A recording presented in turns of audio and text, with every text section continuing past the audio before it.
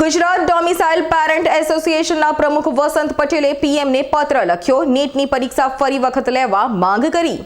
કોઈ મંત્રીમંડળ છે નહીં, એટલે મેં પ્રાઇમ મિનિસ્ટર શ્રી નરેન્દ્રભાઈ મોદી 3.0 ને જે રજૂઆત કરી છે, જે નીટની એક્ઝામ એનટીએ દ્વારા લેવામાં આવે છે, એમાં ખૂબ મોટા છબરડા અને ખૂબ મોટા કોન્સ્પિરસી થઈ હોય એવું લાગી રહ્યું છે, જેના કારણે તેજસ્વી વિદ્યાર્થીઓને અન્યાય મોટા પાયે થયો છે સમગ્ર ભારત દેશમાં, બલકે ગુજરાતમાં નહીં.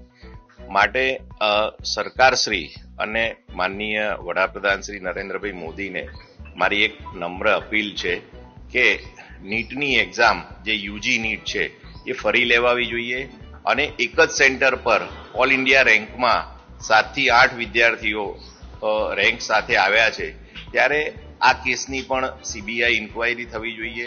અમારી તમામ માહિતીથી અપડેટ રહેવા માટે જોડાયેલા રહો S9 ન્યૂઝ સાથે.